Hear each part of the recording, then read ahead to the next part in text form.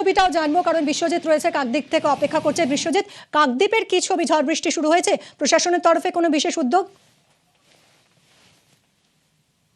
হ্যাঁ দেখো, গতকাল রাত থেকে দফায় দফায় বৃষ্টি হয়েছে। আজকে সকাল পর্যন্ত একইভাবে অবিরামভাবে বৃষ্টি হচ্ছিল।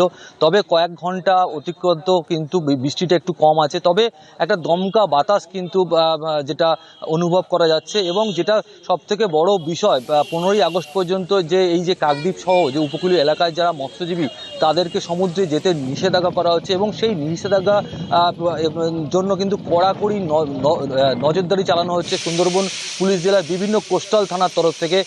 যেমন ফ্রেজারগঞ্জ কোস্টাল থানার তরফ থেকে সকাল থেকে কিন্তু মাইকিং করা হচ্ছে, এবং মৎস্যজীবীদেরকে পরিষ্কার করে জানানো হচ্ছে যে এই মুহূর্তে 15 তারিখ পর্যন্ত তারা যাতে আর কেউ না গভীর সমুদ্রে যায়, কারণ সমুদ্র এই মুহূর্তে উত্তাল। যদিও নিম্নচাপের জেরে যে বৃষ্টি সকাল থেকে হয়েছে তার থেকে আরও বড় ভয়ঙ্কর যেটা এই মুহূর্তে যেটা পরিস্থিতি হয়ে রয়েছে সেটা হচ্ছে, তুমি জানো গতকাল অমাবস্যা গেছে, আজকে কিন্তু অমাবস্যার কোটাল রয়েছে। অর্থাৎ এই সমস্ত উপকূলীয় এলাকায় নদীর জল কিন্তু অনেকটাই বাড়বে।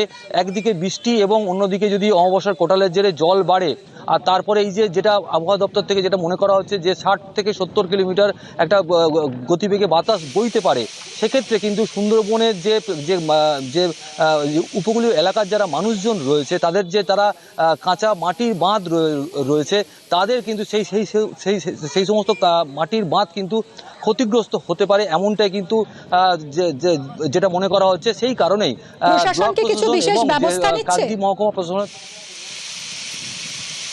হ্যাঁ দেখো, প্রশাসনের তরফ থেকে কিন্তু যে পঞ্চায়েতগুলি রয়েছে, অর্থাৎ উপকূলীয় এলাকায় যে পঞ্চায়েতগুলি রয়েছে সেই সমস্ত পঞ্চায়েতগুলিকে কিন্তু সতর্ক করা হয়েছে, এবং তাদেরকে অ্যালার্ট থাকতে বলা হয়েছে, এবং পুরো যে কাঁচা মাটির বাঁধগুলি রয়েছে সেখানে কিন্তু নজরদারি বাড়ানোর কথা কিন্তু ব্লক প্রশাসন এবং মহকুমা প্রশাসন থেকে কিন্তু বলা হয়েছে। অনেক ধন্যবাদ। আমাদের প্রতিনিধিরা আপনাদের সামনে তুলে ধরলেন বিভিন্ন জেলার ছবি, উপকূলীয় জেলা এবং পশ্চিমের জেলা যেখানে বৃষ্টির পূর্বাভাস আরও বেশি, যেখানে ভয়ঙ্কর বৃষ্টি হতে পারে বলে জানানো হয়েছে, আবহাওয়া দফতর জানিয়েছে। সেই জেলাগুলোতে কোথাও বৃষ্টি সকাল থেকেই শুরু হয়ে গেছে, কোথাও এখনও শুরু হয়নি।